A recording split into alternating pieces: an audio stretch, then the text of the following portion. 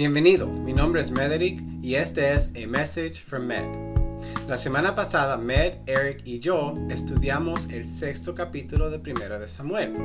Nosotros vimos cómo Dios puede obrar en maneras inesperadas para glorificarse. 2 vacas ignoraron su instinto materno y el dolor de un yugo para devolver el arca del pacto a Israel. Sin embargo, ni los israelitas ni los filisteos pudieron arrepentirse de sus pecados.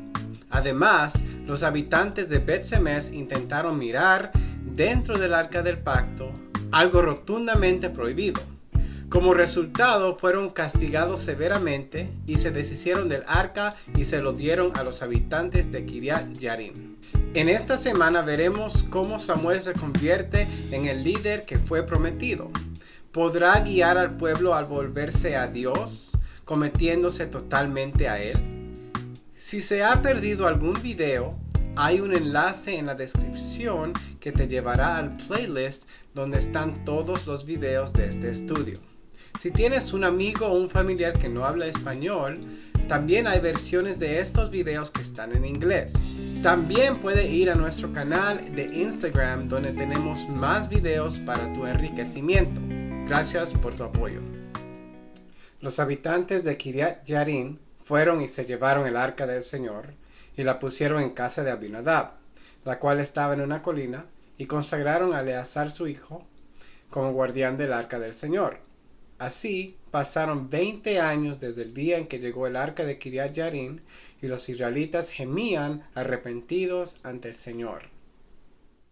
El arca del pacto fue llevado a la casa de Abinadab y su hijo Eleazar fue nombrado como guardián para el arca. No se sabe si este Eleazar era de linaje sacerdotal, pero sí sabemos que él estaba dispuesto a cuidar del arca y lo hizo por 20 años.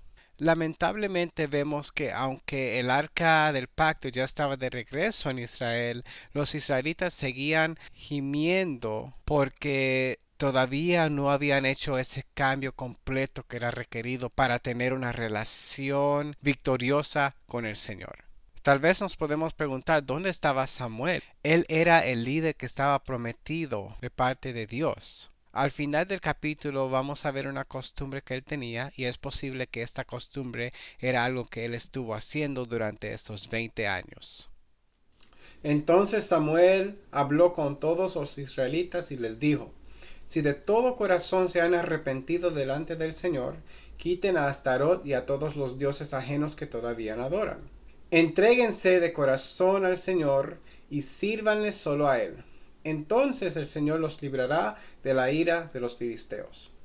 Y los israelitas renunciaron a los Baales y a Astarot y sirvieron solo al Señor. En esta parte vemos que Samuel confronta a los israelitas. Él dice, si de todo corazón se han arrepentido delante del Señor, quiten a Astarot y todos los dioses ajenos. O sea, primero tiene que haber un cambio interior y eso va a llevar a cambios exteriores. Por eso es que sabiamente Samuel dice, si han cambiado interiormente, ahora manifiesten ese cambio exteriormente. Samuel le dice que quiten a Astarot y a Baal. ¿Quién eran estos dioses? Baal era el hijo de Dagón, o sea, el dios del grano, y Astarot era la diosa del amor y la fertilidad. Estos dioses representaban su alimentación y supervivencia como un pueblo. Lamentablemente esta diosa con los demás dioses que ellos servían llevaban a ciertas prácticas sexuales que eran depravadas delante de los ojos del Señor. Entonces Samuel les dijo: reúnan a todos los israelitas en Mizpah, y yo rogaré al Señor por ustedes. Y se reunieron en Mizpah y sacaron agua y la derramaron delante del Señor. Aquel día ayunaron y dijeron: hemos pecado contra el Señor. Así fue como Samuel se convirtió en Mizpah en el caudillo de los israelitas. Samuel manda al pueblo a reunirse en Mizpah. Este lugar era un lugar histórico porque en este lugar Jacob se separó de Labán para independizarse y empezar a ser una nación. También este lugar fue donde se reunió el pueblo de Israel al final del tiempo de los jueces, cuando habían cometido un gran pecado. Este lugar representaba la separación y el arrepentimiento. Cuando llegaron a Mizpah, derramaron agua y también ayunaron. ¿Qué significa esto? Eso significa que están derramando todo ante el Señor, negándose a sí mismos delante del Señor, reconociendo que sin Dios no son nada. En este evento fue que Samuel se convirtió oficialmente en el líder de los israelitas, el último juez de Israel. Y cuando los jefes de los filisteos se enteraron de que los israelitas estaban reunidos en Mizpah, se prepararon para ir a luchar contra ellos. Y cuando los israelitas lo supieron, se llenaron de miedo. Los filisteos vieron que estaban los israelitas ahí clamando y llorando y tal vez pensaban, esa es nuestra oportunidad para totalmente derrotarlos para que nunca jamás nos cause problemas. Los israelitas tuvieron miedo porque ya habían sido derrotados varias veces por los filisteos y me imagino que estos 20 años fueron años de servidumbre para ellos delante de los filisteos. Pero una cosa diferente había. Había un arrepentimiento genuino de parte de los israelitas. Así que podemos hacer un contraste. Fueron con un orgullo cuando llevaron el arca del pacto pensando que iban a poder ganar ellos mismos la batalla sin un arrepentimiento. Ahora vemos que al estar arrepentidos se dan cuenta que no pueden hacer nada si no es por Dios. Y le dijeron a Samuel, no dejes de clamar por nosotros al Señor nuestro Dios, para que nos libre del poder de los filisteos. Entonces Samuel tomó un cordero recién nacido, y lo sacrificó y lo ofreció al Señor. Luego rogó por el pueblo de Israel, y el Señor le oyó. Los israelitas le dijeron a Samuel, por favor, sigue clamando, sigue orando para que Dios, no ellos, Dios los libre de los filisteos. ¿Qué hace Samuel? Él no dice, pónganse en fila para enfrentar a los filisteos. Samuel tomó un cordero recién nacido y lo sacrificó y lo ofreció al Señor y después oró por el pueblo de Israel. ¿Y qué pasó? El Señor le oyó. Mientras Samuel estaba ofreciendo el holocausto, llegaron los filisteos para pelear contra los israelitas, pero el Señor lanzó fuertes truenos contra ellos, y los atemorizó, y los israelitas los vencieron. Salieron de Mizpah y persiguieron a los filisteos más allá de Bet-car, y los hirieron de muerte. Luego Samuel tomó una piedra y la puso entre Mizpah y Sen, y a ese lugar lo llamó Ebenezer, porque dijo, hasta aquí nos ha ayudado el Señor. Sucedió que mientras Samuel estuvo ofreciendo el sacrificio de arrepentimiento al Señor, llegaron los filisteos. Pero ¿qué hizo Dios? Dios luchó por el pueblo, lanzó fuertes truenos contra ellos y ellos, los filisteos, se atemorizaron. Y los israelitas pudieron vencerlos y los persiguieron hasta Bet-car y los hirieron de muerte. Samuel tomó esa piedra y la puso entre Mizpah y Sen y llamó el lugar Ebenezer, que dice, hasta aquí nos ha ayudado el Señor. Así fueron vencidos los filisteos y no volvieron a entrar en el territorio de Israel porque el poder del Señor estuvo en contra de ellos mientras Samuel vivió. Los israelitas liberaron el territorio que los filisteos tenían en su poder y recuperaron las ciudades que les habían arrebatado, desde Cron hasta Gad.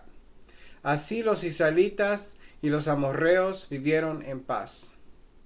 Esta victoria no fue una victoria temporal, sino que dice que el poder del Señor estuvo en contra de los filisteos mientras Samuel vivió. O sea, durante toda la vida de Samuel no tuvieron problemas de parte de los filisteos. Además, los israelitas pudieron recuperar todo el territorio que habían perdido.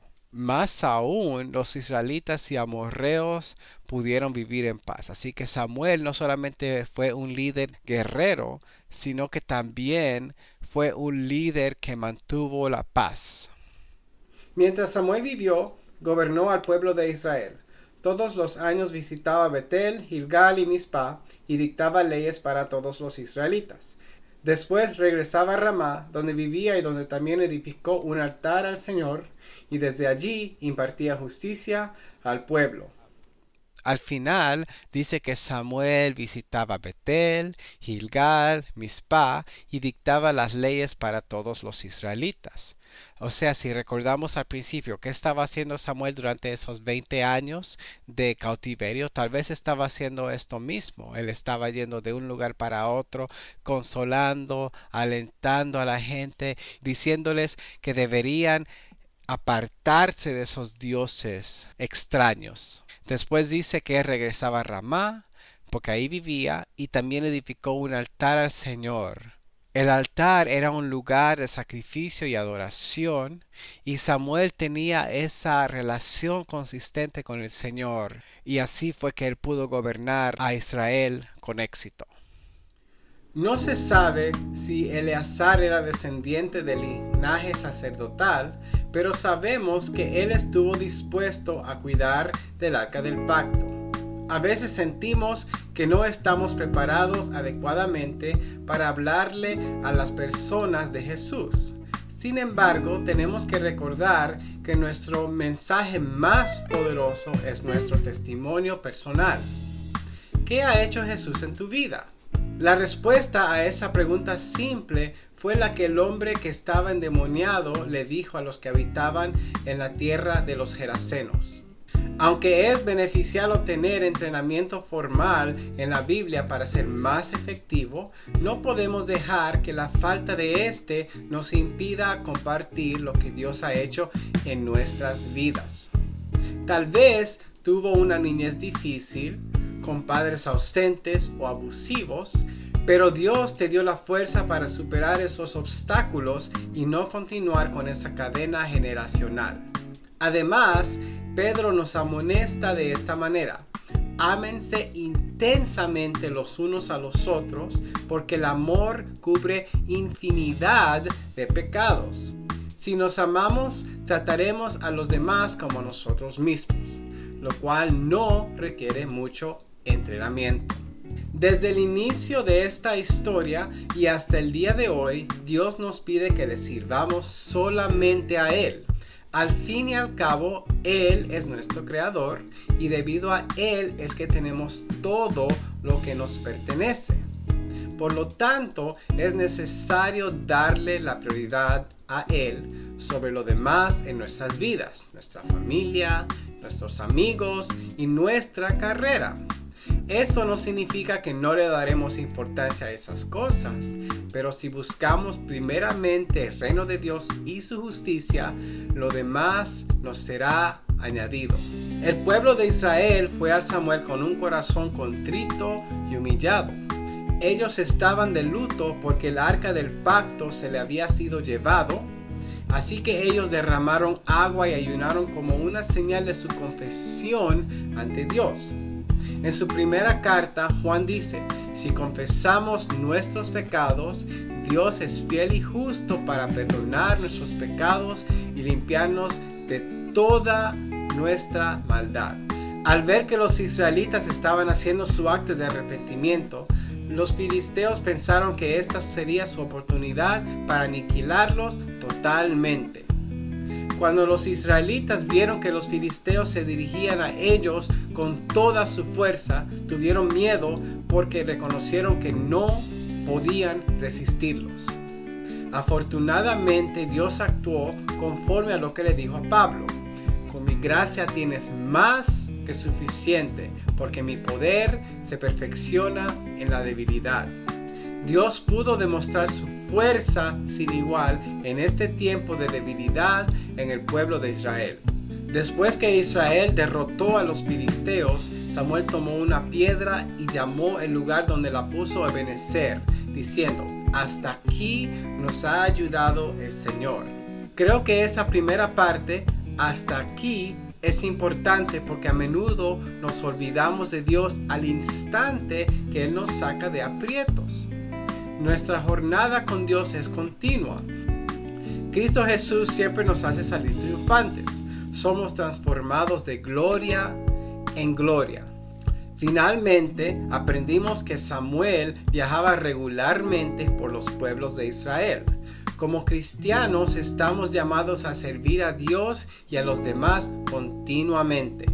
Después que el Espíritu Santo descendió sobre los discípulos en el día de Pentecostés, Pedro predicó un sermón en el cual 3,000 personas creyeron en Jesús. Después de esto, los creyentes se mantenían fieles a las enseñanzas de los apóstoles y en el mutuo compañerismo. Compartían entre todos según las necesidades de cada uno. O sea que se reunían regularmente para asegurar que estaban siendo transformados de gloria en gloria y también se servían el uno al otro. El resultado fue este. Cada día el Señor añadía a la iglesia a los que habían de ser salvos. Muchas gracias por su apoyo al mirar este video. Dios te bendiga.